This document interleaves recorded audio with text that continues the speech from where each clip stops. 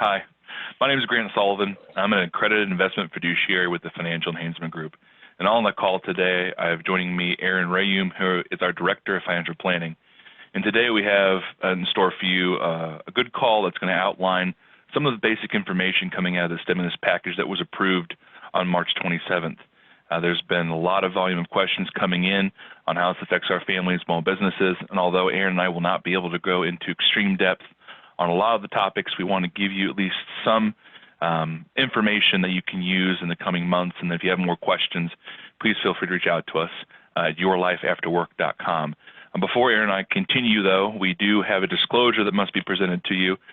This essentially lets you know that we are an SEC-registered firm and that we do follow a fiduciary compliance, meaning that it is our job to take care of you, and we are legally obligated to do so as if we were in your position with your resources. So Aaron's pulling that up right now on your screen, and we'll give you a quick second to kind of read through that so that you do know that we are SEC registered as a firm. Excellent. Thank you for showing that, Aaron. So Aaron, I kind of want to hit this off with you. Essentially, there's a lot of stuff coming out of the stimulus package, a lot of detail. Let's start with some of the broader questions we're getting on how this affects individuals and their families. So if you do us a huge favor and walk us through some of the meat of that content. Yeah, absolutely, Grant. This has probably been one of the biggest questions that we've been getting over the past couple of days since this legislation was announced. And it's kind of broken down into two things. So as you mentioned, we'll start with the individual first. So as you've probably seen in the news or may have questions on is, am I going to receive a stimulus check and what does that look like? So if you are an individual filer and you make under $75,000 of adjusted gross income, AGI, adjusted gross income, you will receive a $1,200 stimulus check. Now that is phased out as your income continues to increase. If you made over $99,000 on your adjusted gross income for 2019, then you're probably not eligible to receive a check. If you take a married couple, for instance, you can double those numbers. So for a married couple, as long as your AGI or adjusted gross income was $150,000 or less in 2018 or 2019, then you would be eligible to receive $2,400, $1,200 per person, as well as each child under the age of 17 receives a $500 credit. And I will repeat that. It is a little unclear, but it says 17 or under. It is actually under the age of 17. So you have to be under 17 in order for a child to get a $500 stimulus check. So try to relate this into how it would affect, let's say, our life if we were under those guidelines. My wife and I would each receive that $1,200, so $2,400 for the both of us, and then each of our three daughters would receive $500. So as a family, we would receive a total of $3,900 in stimulus. If you have filed your 2019 taxes and you're over that amount, what happens is they will credit you on your 2020 taxes for that. So you would receive a credit versus a check. Some of the other questions, Grant, that we're getting is the timeliness of when we're supposed to start receiving these checks. The government wants to get them out as little as 3 weeks, but what we've seen in past stimuluses that have taken place in 2001 or 2008, it takes a few weeks to a few months. So you may start to expect to see those as late as the mid to end part of April, probably even transferring into May and June. In a couple of ways you can receive those. So if you filed a return and it's already done and you have a bank account on file, it would be just direct deposited right to your bank account. If you hadn't filed your 2019 taxes and did in 2018 and changed the bank account, you want to make sure all of that information is up to date.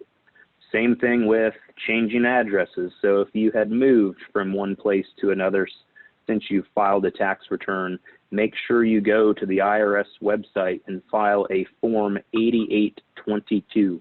That is to update your address. So they will either send you a direct deposit with the bank account on file from your most recent tax return, or they will start sending checks by mail, but you want to make sure that you have that mailing address correct. And Aaron, thank you for going through that. Just to add a couple more points, and we've gotten these questions as well. Let's say because there is that essentially extension from the federal government to not only file but to pay your taxes until July 17th. July 15th, not 17th. And in the state of Indiana in particular, we've followed suit. If someone hasn't filed the 2019 taxes, will they be penalized or will they not receive a distribution, this $1,200 to $2,400, if they have not filed 19? How will the government still know to pay them that check?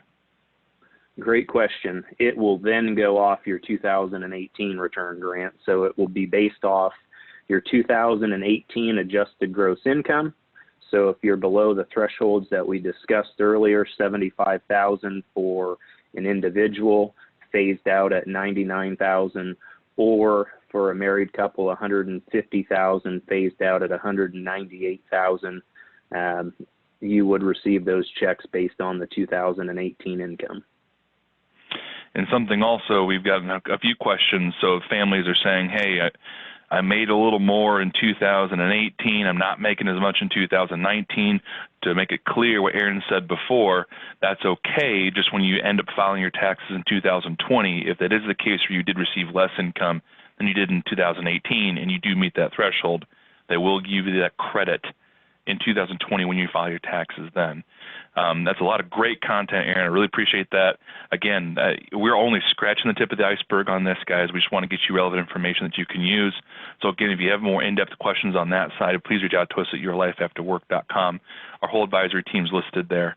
To kind of wrap up a little bit and kind of hammer through some other individual points, like we just said before, taxes have been extended for filing and for payment to July 15th. So that is something that is confirmed. We do still got a lot of questions on that. For your particular state, if they're watching this outside of the Indiana borders, you will have to check with your particular state to make sure that is the case. In Indiana, that is true. Another thing, for unemployment benefits, we have seen a significant amount of layoff and, unfortunately, unemployment turnover because of this crisis. There are some reliefs there that are available to those of us that have experienced that, including an actual, not gift, but via the stimulus package, an increase of those unemployment benefits as high as $600 per payment, and they'll go on for a little bit of time. Again, that's not indefinite, just a little bit of time. Another big key piece as well for small businesses, there is a lot coming out from the SBA and from other individual states. They are taking this seriously, and they're throwing everything they can at it. So again, there's a lot of detail. I wish I could go in more depth there, but whenever you hear free loan, you do get a lot of activity. And Aaron, we have been producing a lot of content and talking with a lot of our business owners that are asking about the SBA loan forgiveness and how that works. We're creating good content on that as we speak. And so if you have questions about that, please come to our website and ask more questions and ask that of the team, because there are a lot of resources out there for you small business owners who are seeking aid. Again, I wish I could talk more on it now, but just know there's resources there. You can find a lot of those coming soon on our webpage. Student loans, this is a big one for a lot of us that have debt.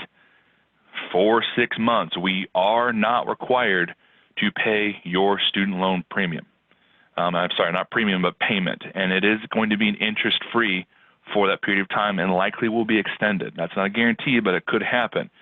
So for those of us that have other debts that we could use those monthly payments to pay down would be a great strategy to start using, because again, it's a debt-free loan that we're going to have for 6 months, but you have to make sure you call your loan provider and say, hey, I want to stop making my monthly payment. Here's the federal rule. I get this 6 month free loan, and you don't have to make a payment, so they understand, because again, they're not going to do it automatically. You have to reach out and call. And then you can do things like pay down higher interest debt, but also, more importantly, you can save to things like a Roth IRA. open a retail account. There's a lot of great things we can do during this chaotic time to help not only benefit your future success, but also use some leverage while we have it, right? And then finally, I never like bringing this up, but it is a reality for some of our families. If you have, if you don't qualify for some of the stimulus, or you need extra resources outside of that one-time $1,200 or $2,400 check, the Congress has essentially opened up your retirement plans for distributions. If you're under 59 and a half, you can take an aggregate of $100,000 out between IRAs and 401ks and 403bs and not suffer a penalty to do so. 401k loans, 403b loans, they have raised limitations and provisions on that. I do caution, though, that if that's a route you want to take, make sure you consult an advisor beforehand. Because, again, once we take money from our future, it's really hard to put that back in there because the time value of money is that powerful. So, again, that's a last case resort, but that option is available to you.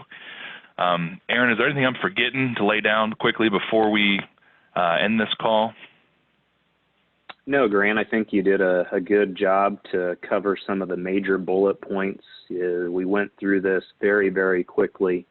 And if folks have questions, please reach out to us. As you mentioned, you can call our 1-800 number. It's 800-928-4001, or go online to yourlifeafterwork.com.